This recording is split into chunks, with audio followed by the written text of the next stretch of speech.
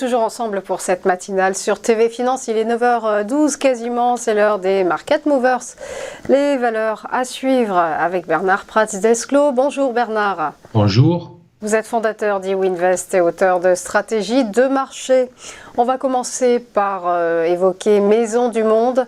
Le détaillant français de meubles et décorations est-il sorti de la mauvaise passe dans laquelle il se trouvait cet été ?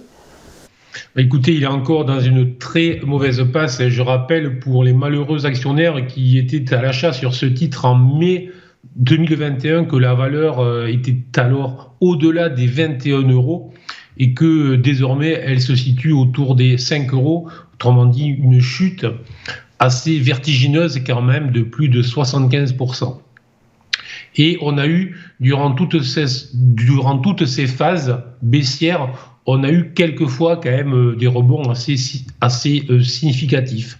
Donc ce qui m'intéresse là, et je me suis mis sur des unités de temps beaucoup plus courtes que d'habitude pour vous faire un spécial mid cap, small cap, autrement dit des valeurs qui généralement en fin d'année vont profiter ou vont en fait intéresser les investisseurs durant 2 ou 3 mois. Donc c'est vraiment ce qu'il faut surveiller en ce moment. Et là, on a une valeur qui, depuis quelques semaines, est en train de signaler ou de dessiner en fait une configuration qui pourrait être une configuration de retournement.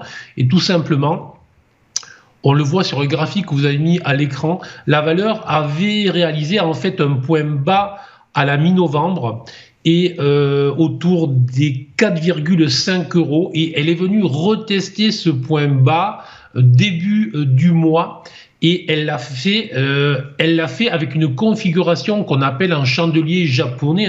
C'est la manière de dessiner les cours de bourse sur le graphique. Elle l'a fait avec une étoile du matin qui est une configuration potentielle d'achat. Et depuis, il s'avère que cette configuration a bien performé puisque pratiquement la valeur a regagné 18% depuis ses points bas et désormais elle est même en accélération.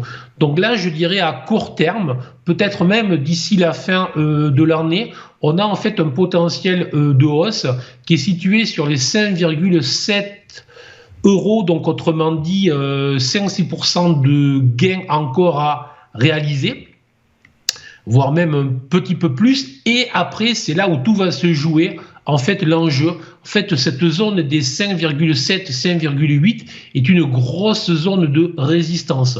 Normalement, au vu de tout ce qui se travaille depuis 2 à 3 semaines, la valeur devrait vraiment rejoindre ce niveau-là. Et sur ce niveau-là, tout va se jouer. Et si jamais on avait dans les jours suivants ou dans les heures, puisqu'on est vraiment sur un graphique, on va dire, assez court terme, si on avait une clôture supérieure à 5,8, 5,9, à ce moment-là, là, ça deviendrait très intéressant car ça libérerait un potentiel haussier pratiquement sur les 6,9, 7 €. Autrement dit, là, un upside très, très, très intéressant.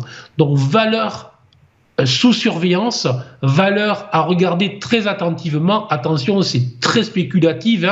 On est vraiment sur une valeur de retournement pour travailler dans une période très spécifique. Comme je dis toujours, attention, on doit toujours placer bien évidemment des stops.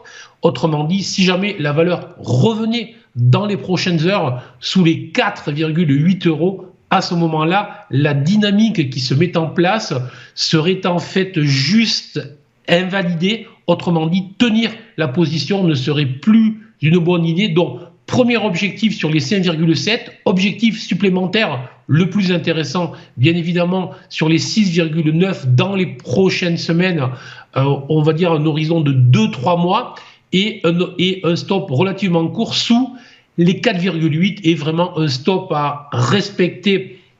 On respecte toujours bien évidemment les stops, mais celui-là, il faut vraiment le respecter, notamment lorsqu'on travaille vraiment des valeurs de retournement. On ne joue pas, on ne joue jamais et encore moins avec ces valeurs-là.